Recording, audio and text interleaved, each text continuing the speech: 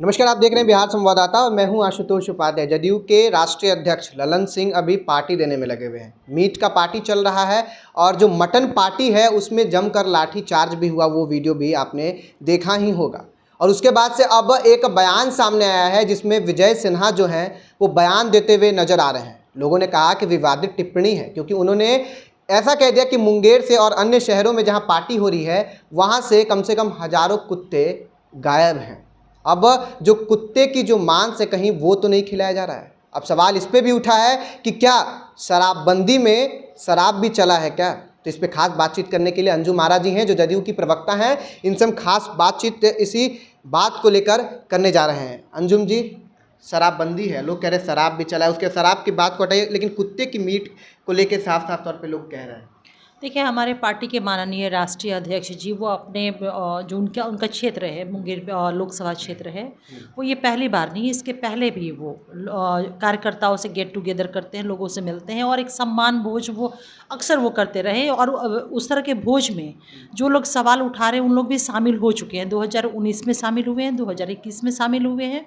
अब चूँकि हमारे साथ नहीं है तो इस तरह का सवाल उठा रहे हैं। लेकिन सबसे बड़ा दुखद बात ये है कि देखिए, इन लोग कॉन्स्टिट्यूशनल पद पे रहे हुए हैं, माननीय विधायक रहे हैं और अब विधानसभा के स्पीकर अध्यक्ष रहे हुए हैं और नेता प्रतिपक्ष भी वर्तमान में हैं। ये सब संवैधानिक पद पे और इन महत्वपूर्ण पदों पे रहते हुए जिस तरह से ये बहुत स्तर विहीन बातें कर रहे हैं, इररिलेवेंट बातें कर रहे हैं, ये बड़ा ताज्जुब लगता है और अफसोस भी होता है। और हमें लगता है कि कहीं ना कहीं तब ये कहना अतिशयोक्ति बिल्कुल नहीं होगा कि ये बिहार का दुर्भाग्य है और इस दुर्भाग्य का वाहक जो है ना भारतीय जनता पार्टी के ये नेता बने हुए हैं। इस तरह का वक्तव्य दे करके बिल्कुल निराधार ये बातें कर रहे हैं। और देखिए, ये बौखला गए हैं। आप देखिएगा कि जब से कर्नाटक विधानसभा का जो परिणाम आया है हम लोगों के बीच में, भारतीय जनता पार्टी के नेता लगातार इररिलेवेंट बेतुकी बात और एकदम समाज में नफरत फैलाने वाली बात वो कर रहे हैं।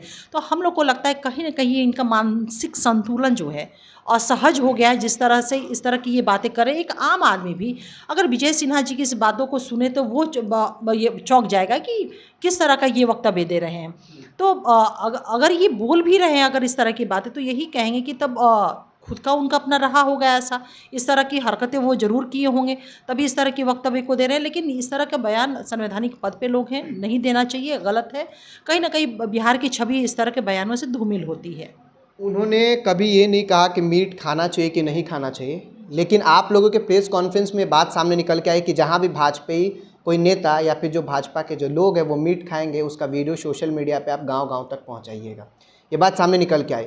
तो वो कुत्ते की मीट की बात की थी उन्होंने। अब आप कह रहे हैं कि मांस मछली भी वो लोग खाएंगे तो हम वीडियो पहुँचाएँगे। नहीं, देखिए, बात ये नहीं है। अभी हमारे पार्टी के माननीय मुख्य प्रवक्ता आदरणीय नीरज कुमार जी ने बहुत विस्तृत रूप से अभी प्रेस कॉन्फ्रेंस किया और सारे फुटेज को भी दिखाया।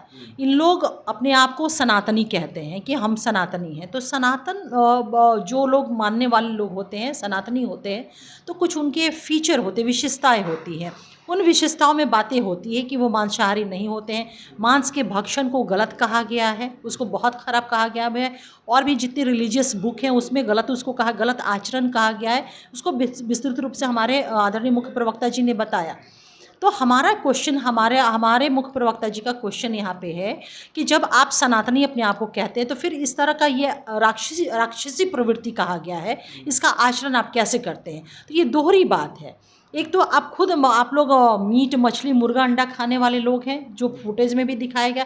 दूसरी तरफ इन सारी बातों को लेकर के आप लोग एक निगेटिव बातों को भी दुष्प्रचार करना शुरू कर दिए हैं। तो ये दोहरा आचरण जो है, दोहरा चरित्र है, चाल चरित्र चेहरा जो भारतीय जनता पार्टी का आज हम लोगों ने प्रेस कॉन्फ्रेंस के माध्यम से उजागर किया है। उन्होंने साफ साफ तौर पर कहा कि वहाँ से चुनाव मैं भी लड़ा हूँ, वहाँ के लोगों से कनेक्टिविटी मेरी भी है।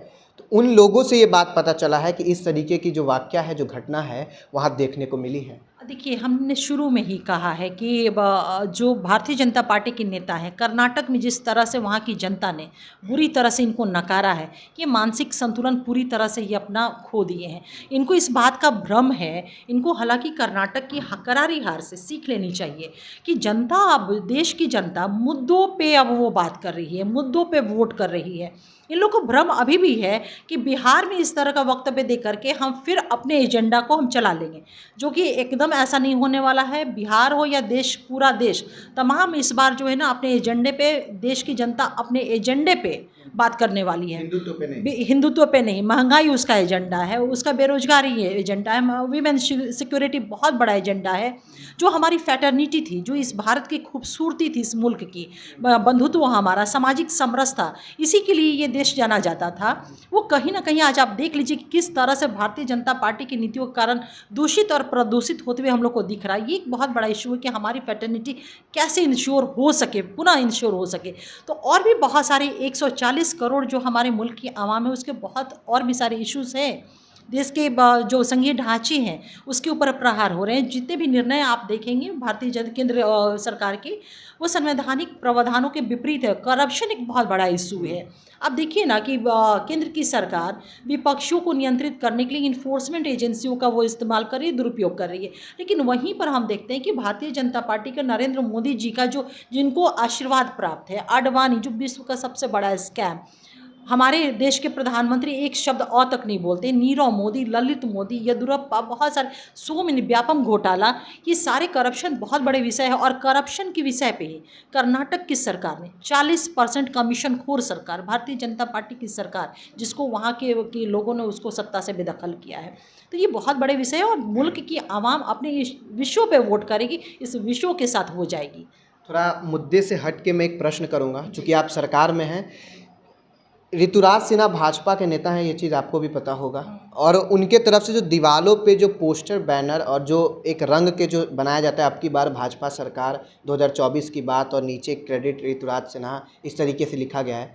और 1985 का अधिनियम कहता है कि अगर आप सरकारी भवनों पर या फिर निजी भवनों पर अगर कुछ भी बनाते करते हैं तो उसका आपको ये एक एक्सेप्टेंस लेना होता है, जिनका भवन होता है, जहाँ 6 माह का जेल और 1000 रुपये तक का जुर्माना लग सकता है।